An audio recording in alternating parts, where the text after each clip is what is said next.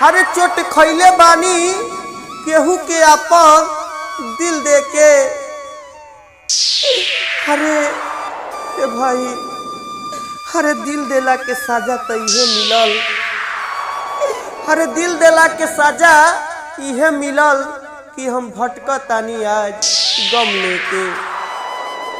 Hello दोस्तों, आप सभी को बहुत बहुत स्वागत है हमारे न्यू दर्द वाला शायरी वीडियो में। तो चलिए आप सभी को टाइम वेस्ट ना करते हुए हम लेकर चलते हैं न्यू रुला देने वाला शायरी वीडियो में। तो प्लीज हमारे दोस्तों, अगर हमारा शायरी अच्छा लगे तो वीडियो को लाइक और चैनल को सब्सक्राइब, साथ में बेल आइकन दबाना नहीं भूलिएगा, ताकि कोई भी मैं नया शायरी डालूं तो आप सभी के पास नोटिफिकेशन जरूर गिरे। तो चलिए फाइनली आप सभी को टाइम वेस्ट ना करते हुए हम लेकर चलते हैं न्यू रुला देने वाला शायरी वीडियो में। रेडी 1 2 शो। हरे ए हरे चोट खैले बानी ए हरे चोट खैले बानी केहू के अपन हम दिल दे के। अरे हे भाई, हरे चोट खैले बानी केहू के अपन दिल दे के। हरे हे भाई, हरे दिल देला के साजा तो इहे मिलल। हरे दिल देला के साजा इहे मिलल कि हम भटकतानी आज गम लेके। हरे भटकतानी हम गम लेके। हरे ए हरे दूर जाके हमसे, अरे हे करेजा, हरे दूर जाके हमसे तू कैसे रहेलू। अरे हे करेजा, हम बानी दर्द में।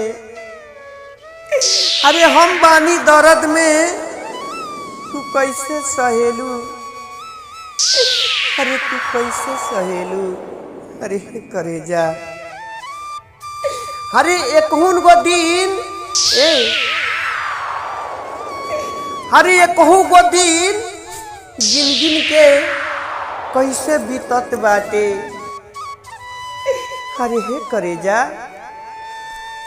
हरे एकहू गो दिन हरे गिन गिन के कैसे बीतत बाटे। हरे हे करेजा, हरे हे जान, तोहरा का मालूम बा। हरे तोहरा का मालूम बा, हरे कि हमरा प्यार करके का दिक्कत बाटे। हरे तू तो धोखा दे देलू। हरे अपने सज गईलू अपना पिया के जोड़ा में। हरे करेजा, हरे तू अपने सज गईलू अपना बलमुआ के जोड़ा में।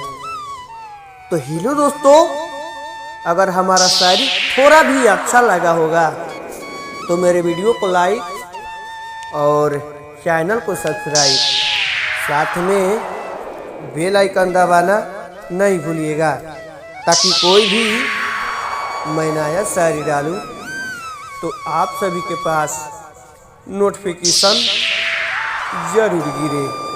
तो चलिए फाइनली आप सभी को टाइम वेस्ट ना करते हुए हम वीडियो को यहीं समाप्त कर लेते हैं। तो नेक्स्ट वीडियो के लिए बने रहिए। तब तक के लिए जय हिंद, जय भारत।